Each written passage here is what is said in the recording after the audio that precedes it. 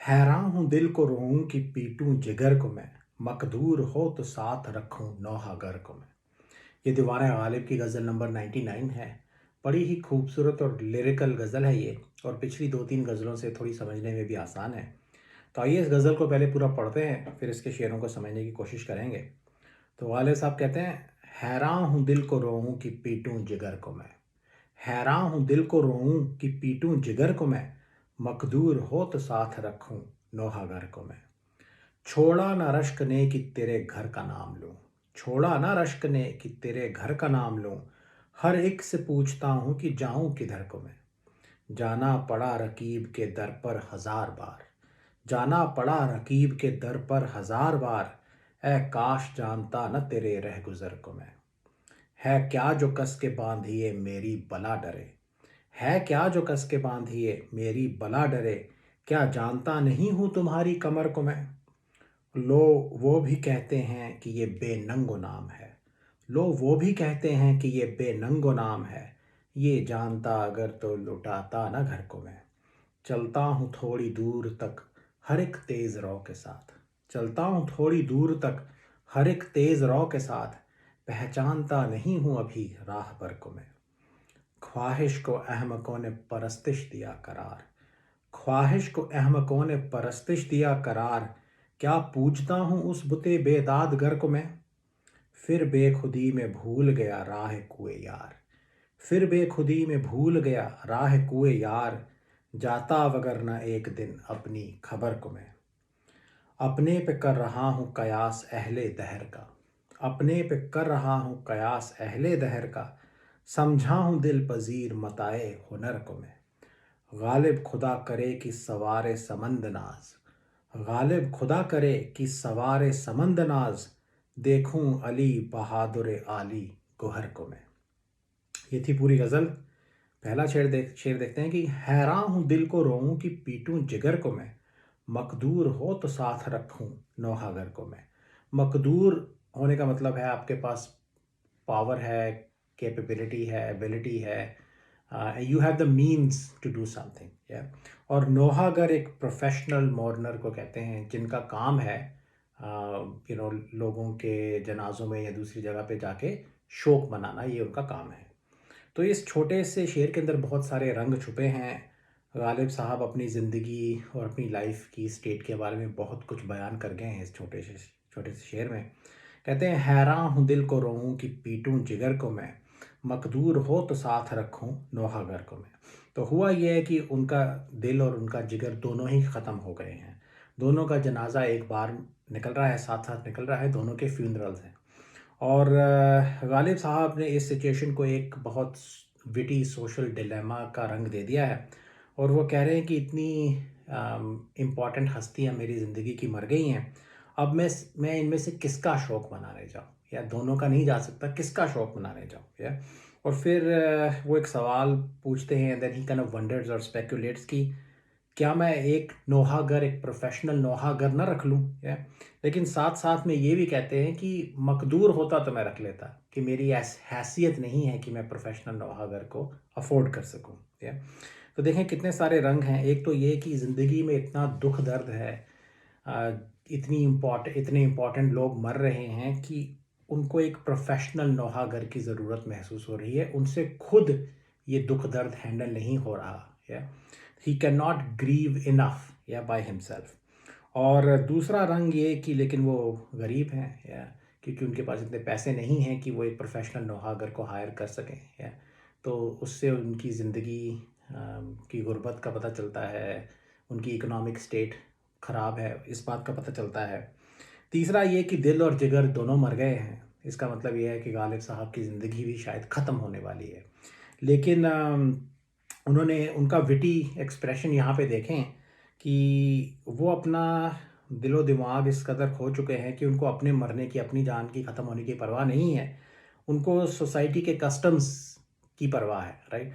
और वो ये दुनिया के रिवाज के बारे में ऐसी मोमेंट पे सोच रहे हैं, या। और इसके अंदर दुनिया के रिवाजों की, यू नो आपको लोगों के जनाज़ों में या दूसरी मोमेंट्स पे शरीक होना पड़ता है। ये एक तरह की मजबूरी भी होती है कभी कभी।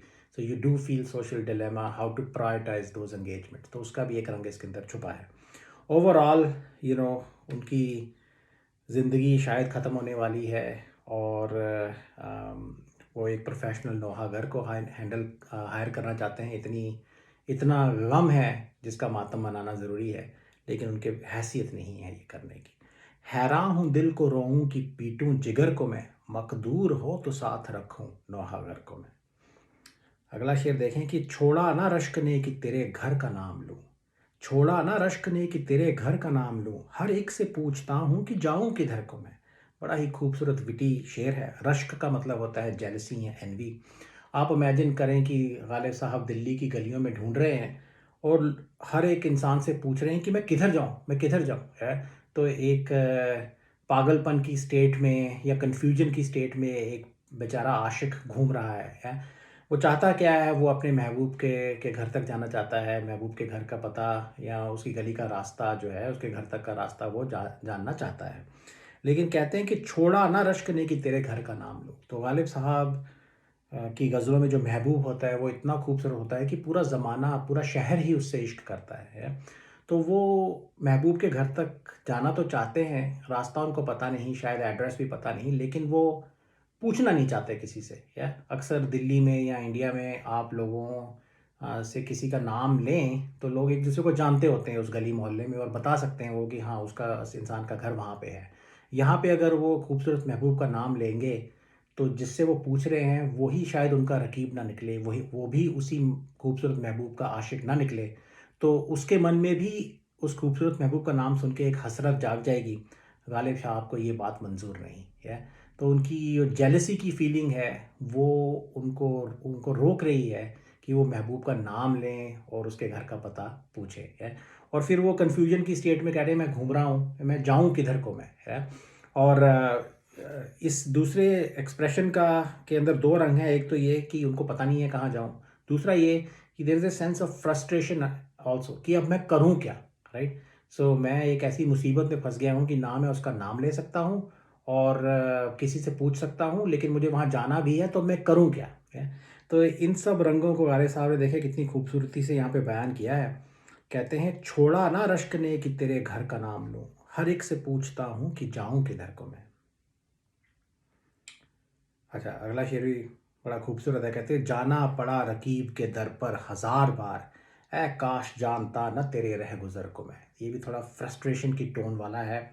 वो कहते हैं कि रह गुज़र अपने माशू अपने महबूब की जो सड़क है या जो रास्ता है जहाँ पे वो रहती है, यहाँ से वो गुज़रती है, उसको रह गुज़र बोलेंगे।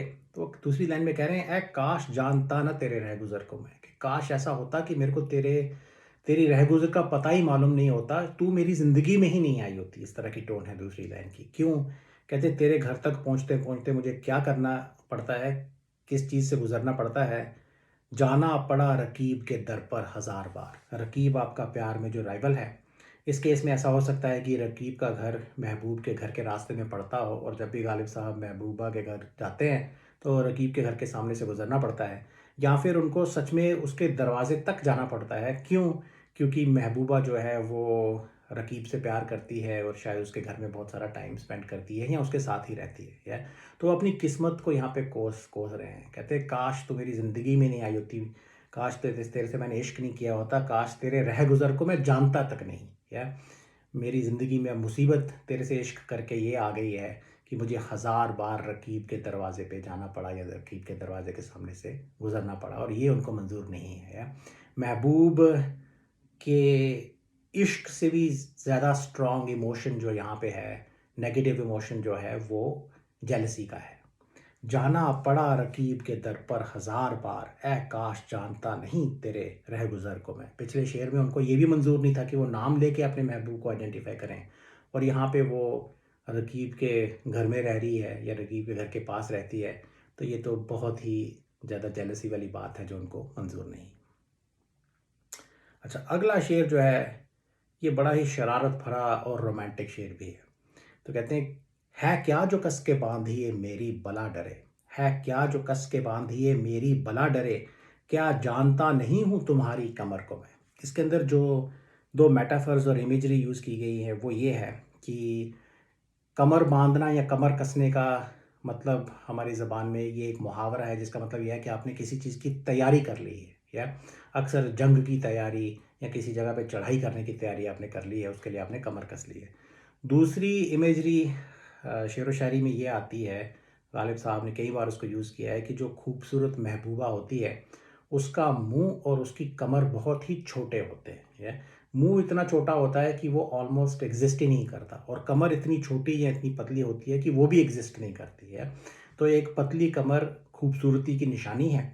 तो यहाँ पे ऐसा लगता है कि महबूबा मिर्ज़ा गालिब साहब से किसी बात पे नाराज़ हो गई है, और वो उसने अपनी कमर कस ली है गालिब साहब को मारने के लिए, या तो गालिब साहब कह रहे हैं कि है क्या जो कस के बांधी है मेरी भला डरे, कि तेरे पास है क्या कि तू कस के बांधेगी कि मेरी भला डरे, कि मैं डर जाऊं, क्या जानता नहीं हूं तुम्हारी कमर को मैं, कि क्या मैं तुम्हारी कमर को जानता नहीं हूं, तुम्हारे पास तो कमर है ही नहीं तो तुम कमर कसोगी कैसे, या तो वो महबूबा के गुस्से को भी डिस्क्राइब कर गए हैं, और उसकी पतली कमर और उसकी खूबसूरती की तारीफ भी कर गए हैं, और इस तारीफ को सुन के ऐसा हो सकता है कि महबूबा का गुस्सा भी ठंडा हो जाए।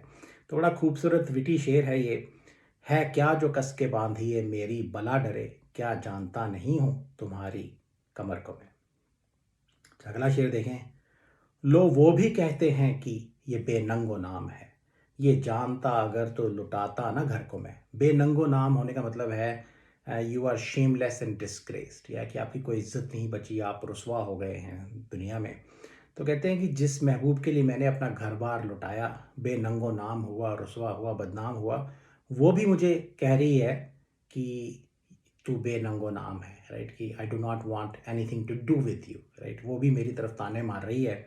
और ये ऑफ कोर्स उनके दिल के ऊपर बहुत मुश्किल बात गुजर रही है, और उसी बात को ये एक्सप्रेस कर रहे हैं। कहते हैं लो वो भी कहते हैं कि देखें अब ऐसा टाइम मेरा आ गया कि वो भी मेरे ऊपर ताने मार रही है, राइट, और जिसके लिए मैंने अपना घर लुटा दिया। अगर मैं इस बात को पहले जानता कि उसकी ये असलियत है, वो ऐसा करेगी, तो मैं अपना घर बार ना लुटाता, मैं अपनी ज़िंदगी को बर्बाद नहीं करता उसके लिए। लो वो भी कहते हैं कि ये बेनंगो नाम है, ये जानता अगर तो लुटाता न घर को मैं, राइट, कि she herself is displeased with my poor condition, and if I had known I would not have destroyed my life for her. लेकिन ये दूसरा रंग भी शायरी में आता है कि आशिक इश्क नहीं करेगा, अपने आप को बर्बाद नहीं करेगा तो करेगा क्या। तो ये आशिक की मजबूरी है शायद, लेकिन वो कह रहे हैं कि अगर मैं जानता, ये जानता अगर तो लुटाता ना घर को मैं। अगला शेर देखें, ये थोड़ा एब्स्ट्रैक्ट है लेकिन फ़िलोसॉफ़िकल भी है। तो कहते हैं चलता हूँ थोड़ी दूर तक हर एक तेज़ रौ के साथ, पहचानता नहीं हूँ अभी राहबर को मैं। राहबर वो होता है जो आपको रास्ता दिखाए, रास्ते में राह में आपका साथ दे, आपका गाइड हो, या जो आपको आपकी मंजिल तक पहुँचाए। स्पिरिचुअल गाइड्स को भी राहबर कहा जाता है। तेज़ रो है कोई ऐसा इंसान जो बड़ी तेज़ी से मूव कर रहा हो, या तो ये शेर एक कमेंट है या एक रिमार्क है इस दुनिया के फॉल्स लीडर्स के ऊपर मेरे ख्याल से है, और आम इंसान की जो इनएबिलिटी है एक सच्चे स्पिरिचुअल गाइड को, लीडर को ढूंढने की, उसको आइडेंटिफाई करने की, उसके ऊपर एक कमेंट्री है इस शेर के अंदर। तो वो कह रहे हैं कि शायद वो अपनी स्पिरिचुअल जर्नी पे निकले हैं, लेकिन उनको ये नहीं पता कि कौन सा इंसान एक सच्चा स्पिरिचुअल लीडर है, सच्चा मुर्शद है, सच्चा गुरु है। तो कहते हैं कि जो भी मुझे इस राह पे तेज़ रौ दिखता है, तेज़ रौ का मतलब यहाँ पे हो सकता है कि जो क्लेम करता है, राइट, बड़ी तेज़ रफ्तार से जा रहा है, लगता है कि वो मंजिल की तरफ हमें लेके जाएगा, he has some attractive qualities, तो मैं उसके साथ थोड़ी दूर चल लेता हूँ, या चलता हूँ थोड़ी दूर हर एक तेज़ रो के साथ, कि जो भी मुझे तेज़ रो दिखता है उसके साथ मैं थोड़ी दूर चलता हूँ। क्यों? पहचानता नहीं हूँ अभी राहबर को मैं, कि मुझे अभी इस बात की पहचान नहीं है कि मेरा सच्चा राहबर कौन है, या अच्छा इस तो एक जनरल ह्यूमन कंडीशन तो डिस्क्राइब की है इस शेर के अंदर उन्होंने, लेकिन इसका एक रंग मेरे ख्याल से ये भी है कि गालिब साहब ने अपने दूसरे शेरों में देखा है कि वो एक बड़ी रेडिकल इंडिपेंडेंस शो करते हैं। तो शायद इसके अंदर एक रंग ये भी है कि you have to be your own guide, या दूसरे शेरों में ये उन्होंने कहा है। तो कि अल्टीमेटली कोई राहबर आपको नहीं मिलेगा, आप भटकते रहेंगे तेज़ी से चलने वाले लोगों के पीछे पीछे। अल्टीमेटली आप इस मकाम पे पहुंचेंगे कि आपको अपना गाइड, अपना राहबर खुद बनना पड़ेगा। तो ये रंग छुपे हैं, जैसा मैंने कहा, this is also a commentary on the false leaders of this world. चलता हूँ थोड़ी दूर तक हर एक तेज़ रौ के साथ, पहचानता नहीं हूँ अभी राहबर को मैं। अगला शेर देखें, ये भी थोड़ा एब्स्ट्रैक्ट फिलोसॉफिकल किस्म का है। कहते हैं, ख्वाहिश को अहमकों ने परस्तिश दिया करार। ख्वाहिश को अहमकों ने परस्तिश दिया करार, क्या पूछता हूँ उस बुते बेदादगर को मैं। ख्वाहिश का मतलब होता है डिज़ायर और लॉन्गिंग। अहमक बेवकूफ़ लोगों को कहा जाता है। परस्तिश का मतलब होता है किसी की पूजा करना। स्ट्रॉन्ग एडोरेशन को भी परस्तिश कहा जा सकता है। बुत खूबसूरत महबूबों को कहा जाता है। जो आइडल्स होते हैं, जो मूर्तियाँ होती हैं, उनको भी बुत कहा जाता है। बुते बेदादगर का मतलब है एक जालिम बुत या जालिम महबूब को यहाँ पे रेफ़र किया गया है। यही अक्सर इमेजरी इस्तेमाल की जाती है। तो जैसा मैंने कहा, थोड़ा मुश्किल एब्स्ट्रैक्ट शेर है। तो एक तो इसके अंदर सीधा साधा ये है कि यू नो उनके मज़हब में उनको बुतों की परस्तिश करने की परमिशन नहीं है। या गालिब साहब अक्सर जो रिलीजियस कस्टम्स होते हैं उनके अगेंस्ट ही जाते हैं। यहाँ पे वो ताना दे रहे हैं, और जो शायद रिलीजियस स्ट्रॉन्ग रिलीजियस लोग हैं उनको गालिब साहब शायद यहाँ पे अहमक बोल रहे हैं। या तो कहते हैं कि जो मेरी इस बुत के लिए, तो उन्होंने रिलीजियस इमेजरी इस्तेमाल की है अपनी महबूब के साथ इश्क को डिस्क्राइब करने के लिए। तो कहते हैं कि ये जो अहमक लोग हैं, ये मेरी महबूब के लिए, मेरे बुते बेदादगर के लिए जो मेरी ख्वाहिश है उसको परस्तिश करार दे रहे हैं और मुझे ताना दे रहे हैं, मुझे ताने मार रहे हैं। या तो उनके लिए गालिब साहब ने फ्रस्ट्रेशन में, ऐसा लगता है कि ये शेर लिखा है। या तो वो महबूब को पाने की ख्वाहिश रखते हैं, एक बड़ी स्ट्रॉन्ग लॉन्गिंग रखते हैं। अहमक लोग उनकी ख्वाहिश को परस्तिश या इबादत कह रहे हैं। तो फिर वो फ्रस्ट्रेशन में क्वेश्चन पूछ रहे हैं कि क्या मैं ऐसा सच में करता हूँ, क्या मैं उस जालिम या उस महबूब की परस्तिश करता हूँ, तुम लोगों को ऐसा लगता है। या तो अब वो कहने की कोशिश क्या कर रहे हैं, कई इसके एस्पेक्ट रंग हो सकते हैं। एक तो ये कि मैं परस्तिश नहीं करता, सिर्फ ख्वाहिश रखता हूँ। या परस्तिश जो है वो सिर्फ रिलीजन में खुदा की जाती है, बुतों की नहीं की जाती। या फिर इसका एक ये रंग भी हो सकता है कि उनकी ख्वाहिश इस ऊंचाई तक पहुंच चुकी है, इतनी स्ट्रांग हो चुकी है कि ख्वाहिश और परस्तिश के बीच का फ़र्क मिट गया है। या जिसको वो ख्वाहिश समझते हैं वो अब परस्तिश की हद तक पहुंच चुकी है, ये तो उनको खुद नहीं मालूम। या दूसरा, ये बुते बेदादगर उसको बोला है, तो इसके अंदर एक महबूब के जुल्म सितम को भी उन्होंने डिस्क्राइब किया है। या बेवकूफ़ों लोगों की तरफ ताना भी है। इसकी टोन ये है कि leave me alone, right, mind your own business, don't accuse me of religious worship that goes against your own beliefs. Yeah, my desire is technically different from the worship that you are thinking about. ये भी रंग है। और तीसरा, हमने 4-5 गज़लों पहले एक शेर पढ़ा था जिसमें वो कह रहे थे कि जो स्पिरिचुअल डिज़ायर है, जो ख्वाहिश है, उसकी बड़ी अहमियत है। या तो जो परस्तिश है, जो वर्शिप है, जो मंदिर मस्जिद हैं, उनमें से भी इंसानों की स्पिरिचुअल डिज़ायर या लॉन्गिंग की ही रिफ्लेक्शन आपको मिलती है। या तो शायद ये भी कहने की कोशिश हो सकती है कि जो आपकी ख्वाहिश है, स्पिरिचुअल डिज़ायर है, वो परस्तिश आप किस टाइप की करते हैं उससे भी बड़ी चीज़ है। या ultimately your strong longing and desire is what's gonna drive you not only to worship but to your spiritual destination. तो ये सारे रंग इस शेर के अंदर छुपे हुए हैं। आपको भी शायद और कुछ रंग नज़र आएँ। तो कहते हैं, ख्वाहिश को अहमकों ने परस्तिश दिया करार, क्या पूछता हूँ उस बुते बेदादगर को मैं। है? अच्छा, ये अगला शेर देखें, बड़ा खूबसूरत है। कहते हैं, फिर बेखुदी में भूल गया राह कुए यार। फिर बेखुदी में भूल गया राह कुए यार, जाता वगरना एक दिन अपनी खबर को मैं। है? तो जो यार की गली है उसके अंदर गालिब साहब को अपनी खबर मिलेगी। क्यों? क्योंकि वो अपना दिलो जान वहाँ पे छोड़ के आ गए। महबूब ने इश्क में उनका दिलो जान उनसे ले लिया है। या और उस महबूब की के कूचे के अंदर, गली के अंदर अब उनका दिलो जान जो है वो वहाँ पे है। या लेकिन बेखुदी में, सेल्फलेसनेस में, शायद इंटॉक्सिकेशन की स्टेट भी हो सकती है, जनरल वहशत की स्टेट भी हो सकती है। उसके अंदर कहते हैं, बेखुदी में भूल गया राह कुए यार, कि मुझे अपने यार क्या के कूचे का रास्ता भूल गया है बेखुदी की स्टेट में। या तो दिमाग इस स्टेट में पहुंच गया है कि यार की गली का रास्ता उनको भूल गया है। कहते हैं, अगर मुझे याद होता तो जाता वगरना एक दिन अपनी खबर को मैं।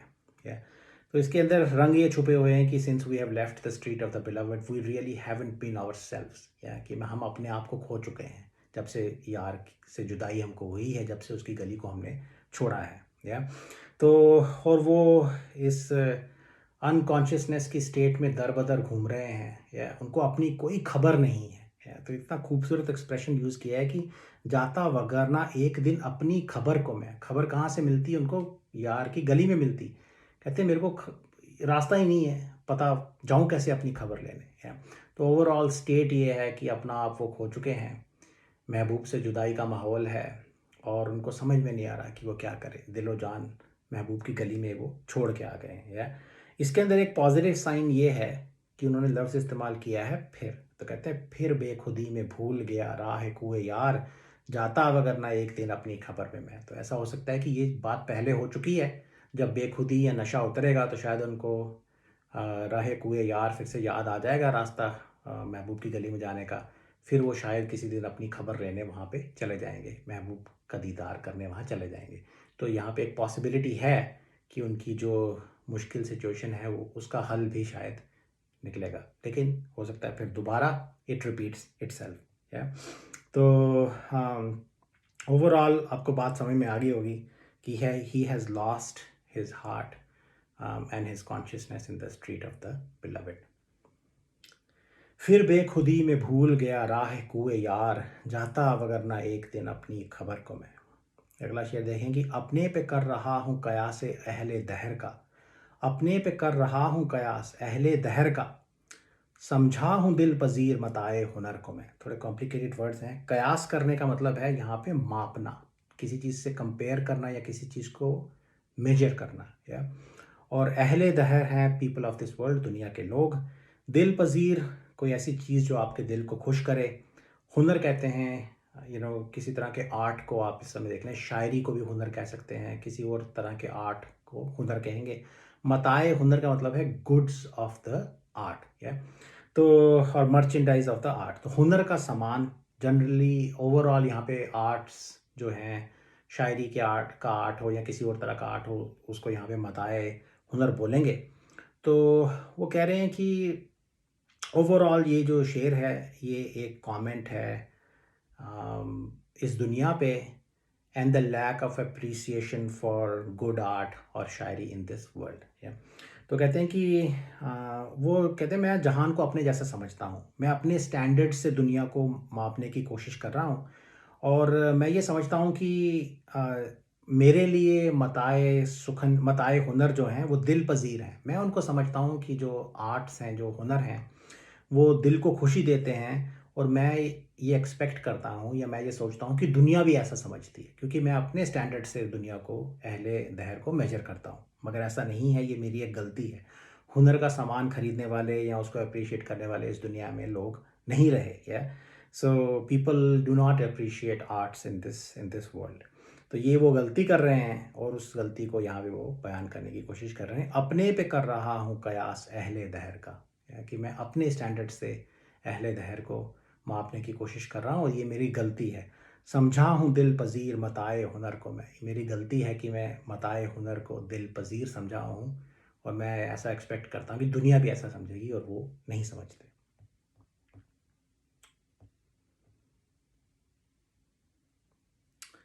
अच्छा, ये आखिरी शेर देखें। गालिब खुदा करे कि सवारे समंद नाज, गालिब खुदा करे कि सवारे समंद नाज, देखूं अली बहादुर आली गुहर को मैं। या तो सवारे समंद नाज का समझेंगी somebody who is mounted or sitting on the horse of pride। या तो नाज की ऊंचाई पे कोई इंसान बैठा हुआ है। या और दूसरी लाइन में एक नवाब थे जिनका नाम था अली बहादुर, उनका ज़िक्र है। तो अली बहादुर आली गुहर का मतलब है like Ali Bahadur with great qualities. या तो इसके पीछे स्टोरी ये है, ये फ्रैंक प्रिचेट और दूसरे सोर्सेज बताते हैं कि गालिब साहब का एक ख़त मिलता है।